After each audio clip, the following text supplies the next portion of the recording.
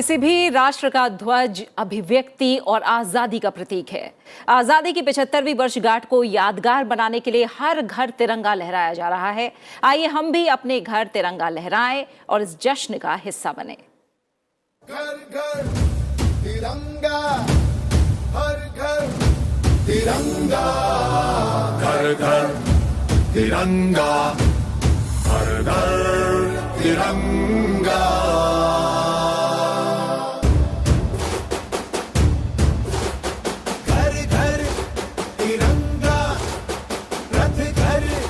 तिरंगा, घरों घरी तिरंगा, प्रत्येक घरी तिरंगा।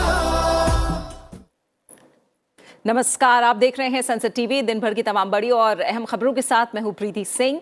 देश और दुनिया की अहम खबरों पर विस्तार से डालेंगे नजर। आइए शुरुआत करते हैं हेडलाइंस के साथ। प्रधानमंत्री नरेंद्र मोदी ने राष्ट्रमंडल खेलों से लौटे भारतीय दल से की मुलाकात। कहा, खिलाड़ियों की उपलब्धि के साथ आजादी के अमृतकाल में प्रवेश कर रहा है देश। महिला खिलाड़ियों के हौसले और प्रदर्शन की सराहना। भारत की स्वतंत्रता के 75 वर्ष के अवसर पर हर घर तिरंगा अभियान शुरू। प्रधानमंत्री ने लोगों के उत्साह की भावना के लिए जताया आभार। 15 अगस्त तक घर घर फहराया जा रहा है राष्ट्रीय ध्वज। हिमाचल प्रदेश विधानसभा से सामूहिक धर्मांतरण को रोकने से जुड़ा विधेयक ध्वनि मत से पारित। सजा बढ़ाकर 10 साल तक करने का प्रावधान। जबरन या लालच देकर 2 या 2 से अधिक लोगों का धर्म परिवर्तन करने पर होगी जेल। अमेरिकी सेनेट के बाद प्रतिनिधि सभा ने भी दी जलवायु योजना बिल को मंजूरी। $430 बिलियन का व्यापक आर्थिक पैकेज। ग्रीन हाउस गैस उत्सर्जन और दवाओं के दाम में आएगी कमी। और वेंटिलेटर पर है प्रख्यात लेखक सलमान रुश्दी। न्यूयॉर्क में कल कार्यक्रम के दौरान चाकू से हुआ था हमला। दुनिया भर की हस्तियों ने घटना को बताया अभिव्यक्ति की स्वतंत्रता पर प्रहार।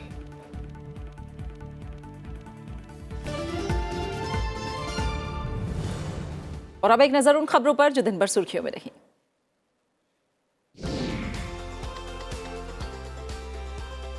दिल्ली में मंकी पॉक्स का 5वां मामला सामने आया है। 22 वर्षीय अफ्रीकी महिला मंकी पॉक्स से संक्रमित पाई गई हैं। महिला ने पिछले महीने नाइजीरिया की यात्रा की थी। केंद्रीय विश्वविद्यालय प्रवेश परीक्षा स्नातक के चौथे चरण में शामिल होने वाले 11,000 उम्मीदवारों की परीक्षा 30 अगस्त तक के लिए स्थगित कर दी गई है। परीक्षा 17 से 20 अगस्त के बीच होनी थी। जम्मू कश्मीर प्रशासन ने प्रतिबंधित आतंकवादी संगठन हिजबुल मुजाहिदीन के प्रमुख सैयद सलाउद्दीन के बेटे और आतंकी वित्तपोषण मामले में आरोपी बिट्टा कराटे की पत्नी सहित 4 कर्मचारियों को सेवा से बर्खास्त कर दिया है। भारत में पिछले 24 घंटे के दौरान कोविड-19 के करीब 16,000 नए मामले सामने आए हैं। इस दौरान उपचार करा रहे मरीजों की संख्या में 4,000 से अधिक की कमी आई है। अब इलाज करा रहे मरीजों की संख्या 1,19,264 रह गई है। चालू वित्त वर्ष के पहले 4 महीनों में कंपनियों की आय पर वसूला जाने वाला कॉर्पोरेट कर 34% बढ़ गया है। आयकर विभाग ने अप्रैल-जुलाई के दौरान कॉर्पोरेट कर संग्रह में हुई वृद्धि की जानकारी दी। निर्यात में जुलाई महीने में 11.51% की वृद्धि हुई है। पिछले साल जुलाई में कुल निर्यात $54.87 करोड़ था। अप्रैल और जुलाई की तिमाही में माल और सेवा का निर्यात $253.84 करोड़ रहा है। विमानों को पक्षियों की टक्कर से बचाने के लिए डीजीसीए ने नए दिशा निर्देश जारी किए हैं। इसमें नियमित गश्त और किसी भी तरह की वन्यजीव गतिविधि पर पायलटों को सूचना देने के लिए कहा गया है। दुनिया के सबसे ऊंचे चिनाब रेलवे ब्रिज की ओवर आर्क का काम पूरा हो गया है। जम्मू संभाग के रियासी जिले में चिनाब दरिया पर बनाया गया आर्क ब्रिज एफिल टावर से भी 35 मीटर ऊंचा है। दक्षिण पूर्वी यूरोप के देश मोंटेनेग्रो के पश्चिमी शहर की सड़कों पर एक व्यक्ति ने ताबड़तोड़ गोलीबारी की। इसमें 2 बच्चों सहित 10 लोगों की मौत हुई है। 21 बार के ग्रैंड स्लैम चैंपियन नोवाक जोकोविच कोरोना का टीका नहीं लगवाने के कारण अमेरिका की यात्रा नहीं कर सकेंगे और इसी वजह से उन्हें सिंसिनाटी ओपन हार्डकोर टूर्नामेंट से पीछे हटना पड़ा।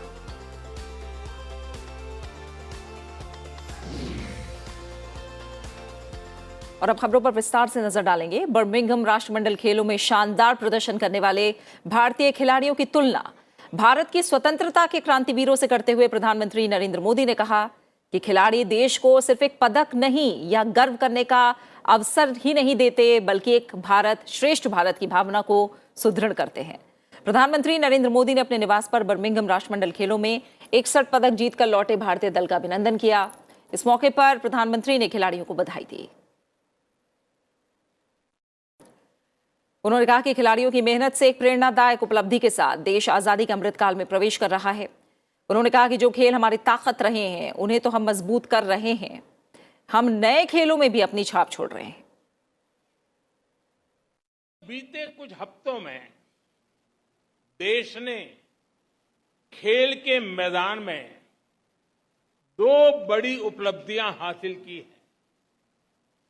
कॉमनवेल्थ गेम्स में ऐतिहासिक प्रदर्शन के साथ साथ देश ने पहली बार चेस ओलंपियाड का आयोजन किया। प्रधानमंत्री ने कहा कि ये विजय के उत्सव का अवसर है। आपसे बात करते हुए खिलाड़ियों का जो आत्मविश्वास और हौसला देखा, वही आपकी पहचान है। जिसने पदक जीता वो भी और जो आगे पदक जीतने वाले हैं वो भी आज प्रशंसा के पात्र हैं। भारतीय खिलाड़ियों ने बर्मिंघम खेलों में 22 स्वर्ण, 16 रजत और 23 कांस्य समेत 61 पदक जीते हैं। प्रधानमंत्री ने खिलाड़ियों के साथ बातचीत की। देश को सिर्फ एक मेडल नहीं, सिर्फ सेलिब्रेट करने का, गर्व करने का अवसर ही देते ऐसा नहीं है, बल्कि एक भारत श्रेष्ठ भारत की भावना को आप और सशक्त करते हैं।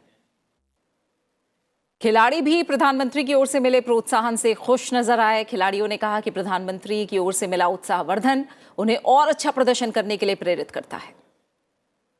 पहले ही प्रधानमंत्री होंगे जिन्होंने खिलाड़ियों से ऐसे बात की, जाने से पहले भी और अभी आने के बाद भी हमसे बात की, उन्होंने हमें मोटिवेट किया, तो बहुत अच्छा लगा। इम्पोर्टेंस आप फील करते हो क्योंकि सब आपको वॉच कर रहे हैं, सब आपकी मेहनत को अप्रिशिएट करते हैं, तो वो हमारे लिए बहुत बड़ा एक मूवमेंट था जब हमें उनसे बात करने का मौका मिला।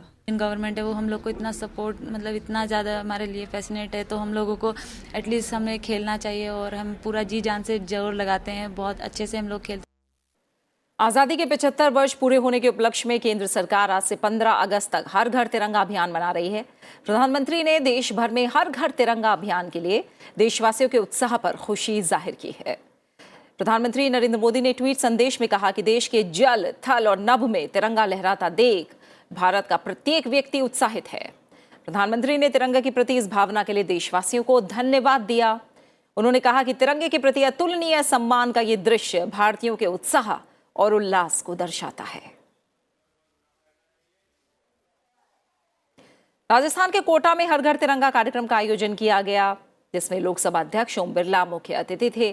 इस मौके पर उन्होंने युवाओं को संबोधित करते हुए कहा कि आधुनिक भारत में युवाओं का अहम योगदान है। लोकसभा अध्यक्ष ने इस मौके पर एकता का संदेश दिया। मेरी क्षमता से अधिक काम कर मैं इस देश को आगे ले जा सकूं, ये सपने आप सबके हैं और इस सपनों को पूरा करने के लिए हमें आजादी का इतिहास, उनकी गौरव गाथा हमें प्रेरणा देती है। केंद्रीय गृह मंत्री अमित शाह ने हर घर तिरंगा अभियान के तहत आज अपने आवास पर तिरंगा फहराया और नागरिकों से भी ऐसा करने की अपील की। अमित शाह ने शहीदों को श्रद्धांजलि भी दी। उन्होंने अपने संदेश में कहा कि तिरंगा हमारा गौरव है, यह हमेशा भारतीयों को एकजुट करता है और प्रेरित करता है। बीजेपी के राष्ट्रीय अध्यक्ष जेपी नड्डा ने दिल्ली में अपने आवास पर हर घर तिरंगा अभियान के तहत राष्ट्रीय ध्वज फहराया। उन्होंने कहा कि देश आजादी का अमृत महोत्सव मना रहा है, हम इस अभियान को कामयाब बनाएंगे। प्रधानमंत्री नरेंद्र मोदी ने 13 से 15 अगस्त तक अपने घर पर तिरंगा फहराकर सभी देशवासियों से हर घर तिरंगा अभियान में शामिल होने का आग्रह किया है। उत्तर प्रदेश के मुख्यमंत्री योगी आदित्यनाथ ने लखनऊ में अपने आवास पर हर घर तिरंगा अभियान के तहत राष्ट्रीय ध्वज फहराया और तिरंगा रैली को झंडी दिखाकर रवाना किया। गोवा के मुख्यमंत्री प्रमोद सावंत ने पणजी में हर घर तिरंगा अभियान का शुभारंभ किया।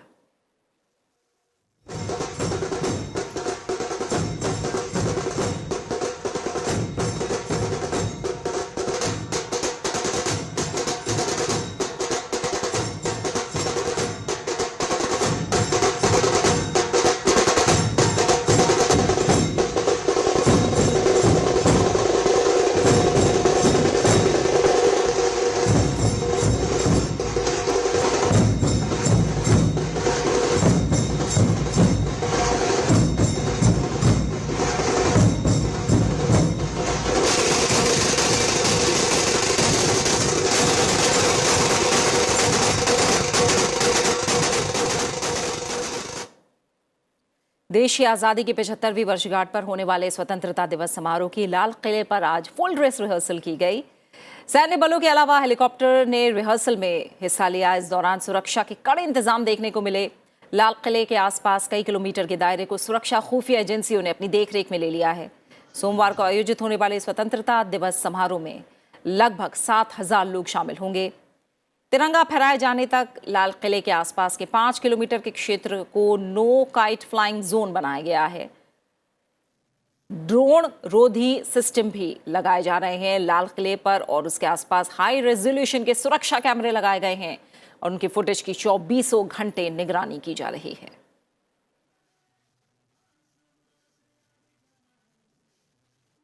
हिमाचल प्रदेश की विधानसभा ने मौजूदा धर्मांतरण रोधी कानून में संशोधन वाले विधेयक को आज ध्वनिमत से पारित कर दिया। बिल में मौजूदा कानून में सजा बढ़ाने और जबरन या लालच देकर सामूहिक धर्मांतरण कराए जाने को रोकने का प्रावधान है। विधानसभा से हिमाचल प्रदेश धार्मिक स्वतंत्रता संशोधन विधेयक 2022 ध्वनिमत से पारित हो गया। विधेयक में सामूहिक धर्मांतरण की परिभाषा में जबरन या लालच देकर एक ही समय में 2 या 2 से अधिक लोगों के धर्म परिवर्तन कराने को शामिल किया गया है। विधेयक में कारावास की सजा को 7 साल से बढ़ाकर अधिकतम 10 साल तक करने का प्रावधान है। जयराम ठाकुर के नेतृत्व वाली राज्य सरकार ने शुक्रवार को विधेयक पेश किया था। संशोधन विधेयक में हिमाचल प्रदेश धार्मिक स्वतंत्रता अधिनियम 2019 के प्रावधानों को और कठोर किया गया है, जो करीब 18 महीने पहले लागू हुआ था। फिलहाल रुकना एक छोटे से ब्रेक के लिए। ब्रेक के बाद समाचार राज्यवार।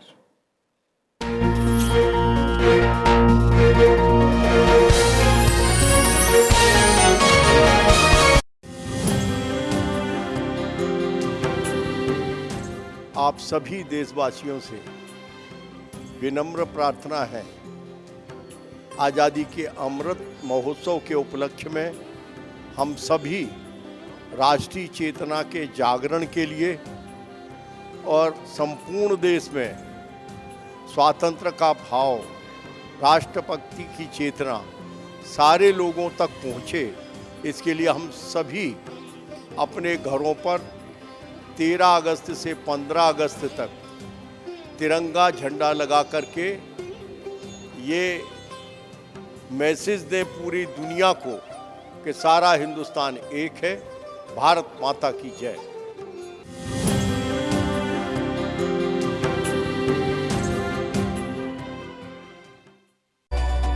अभी हम लोग ने 200 करोड़ वैक्सीनेशन का टारगेट पूरा किया है। देश आज़ादी का अमृत महोत्सव भी मना रहा है और vaccine research, vaccine manufacturing and vaccination में आत्मनिर्भर भारत की कहानी भी लिख रहा है। Primary health care, Ayushman Bharat, हम उसके लिए विशेष कुछ कर रहे हैं इस समय। इंडिया एक एकलौता देश है दुनिया में प्राइमरी केयर, सेकेंडरी केयर और टर्शरी केयर 3 प्रकार की हेल्थ सिस्टम आज के दिन में विद्यमान है।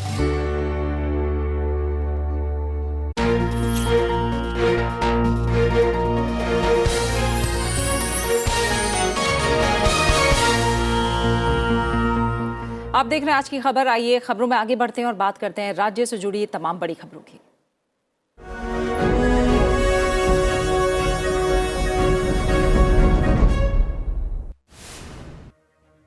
केंद्रीय जल शक्ति राज्य मंत्री विश्वेश्वर टुडू ने मेघालय में जल जीवन मिशन के कार्यान्वयन की समीक्षा की और मार्च 2024 से पहले हर ग्रामीण घर में नल के जरिए पानी की आपूर्ति सुनिश्चित करने के निर्देश दिए। बीजेपी के राष्ट्रीय अध्यक्ष जेपी नड्डा ने बीजेपी कार्यालय में विभाजन पर लगाई गई प्रदर्शनी का दौरा किया। कांग्रेस अध्यक्ष सोनिया गांधी एक बार फिर कोरोना वायरस से संक्रमित हो गई हैं। पार्टी महासचिव जयराम रमेश ने ट्वीट करके ये जानकारी दी। पंजाब ने एक विधायक एक पेंशन विधेयक को मंजूरी दे दी है। सरकार ने इसे लेकर एक अधिसूचना जारी की है। मुख्यमंत्री ने कहा कि इससे जनता के टैक्स की बचत होगी। उत्तराखंड के मुख्यमंत्री पुष्कर सिंह धामी ने अपने संसदीय क्षेत्र चंपावत के गोलजू मंदिर मार्ग स्थित मुख्यमंत्री कैंप कार्यालय का उद्घाटन किया। छत्तीसगढ़ के मुख्यमंत्री भूपेश बघेल ने अमर तिरंगा अभियान पर आधारित वीडियो का लोकार्पण किया। इस वीडियो में छत्तीसगढ़ के पर्यटन स्थल को भी दिखाया गया है। गोवा पंचायत चुनाव में बीजेपी को बड़ी जीत मिली है। बीजेपी ने 186 में से 150 सीटों पर परचम फहराया है। मुख्यमंत्री ने कहा कि इस जीत से जमीनी स्तर पर अपने कार्यक्रमों को प्रभावी तरीके से लागू करने में मदद मिलेगी। भारत और ओमान की सेनाओं ने बीकानेर में संयुक्त युद्धाभ्यास किया। दोनों देशों ने एक दूसरे के हथियारों की तकनीक सीखी और फिर उन पर हाथ भी आजमाया। अंडमान और निकोबार प्रशासन के लिए कोचिन शिपयार्ड लिमिटेड द्वारा बनाए गए 2 यात्री जहाज में एक अटल जहाज का आज जलावतरण किया गया। उत्तर प्रदेश के बांदा में नदी में नाव पलटने की घटना में अब तक 11 शव बरामद हो चुके हैं। फिलहाल तलाशी अभियान जारी है। फतेहपुर में मरका गांव जा रही एक नाव 11 अगस्त को यमुना नदी में पलट गई थी। केरल के कोझिकोड जिले में मालाबार रिवर फेस्टिवल के 8वें संस्करण का आयोजन किया गया। कोविड महामारी की वजह से पिछले 2 साल इसका आयोजन नहीं हो सका था। राजस्थान के चूरू जिले में जिला प्रशासन ने ग्रामीण महिलाओं के सशक्तिकरण के लिए एक विशेष पहल कंप्यूटर सखी शुरू की है। इस पहल के तहत करीब 70,000 लोगों को बुनियादी कार्यक्रमों और इंटरनेट का प्रशिक्षण दिया जाएगा।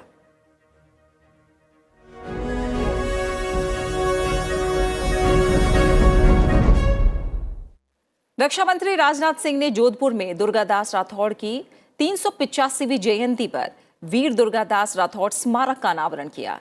सलवा कला गांव में समारोह का आयोजन किया गया। इस मौके पर उन्होंने कहा कि जब भी देश के सम्मान की बात हो तो राजनीतिकरण नहीं करना चाहिए। इस मंच पर रक्षा मंत्री राजनाथ सिंह, केंद्रीय जल शक्ति मंत्री गजेंद्र सिंह शेखावत, प्रदेश अध्यक्ष सतीश पुनिया मौजूद थे।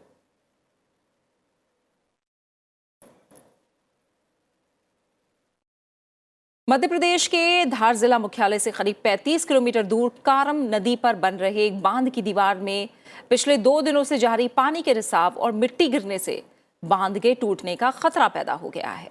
मामले की गंभीरता को देखते हुए आपदा प्रबंधन के लिए एनडीआरएफ की टीमें मौके पर पहुंच गई हैं। इसके अलावा वायुसेना के 2 हेलीकॉप्टरों को भी तैयार रखा गया है ताकि जरूरत पड़ने पर उन्हें तुरंत लोगों के बचाव में भेजा जा सके। घटना की गंभीरता को देखते हुए प्रशासन ने बांध के निचले क्षेत्र में बसे 18 गांवों को एहतियातन खाली करा लिया है।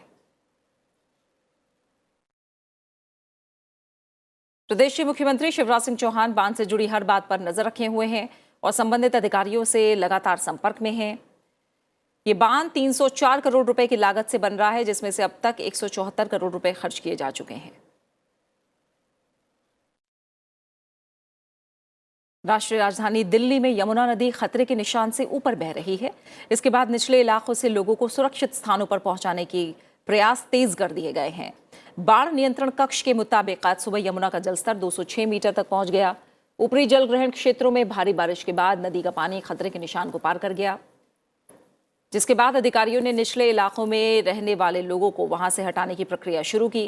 निचले इलाकों में बाढ़ की आशंका को देखते हुए प्रशासन और सिंचाई और बाढ़ नियंत्रण विभाग ने 34 नाव और सचल पंप तैनात किए हैं। और अब खबरें अंतर्राष्ट्रीय जगत से।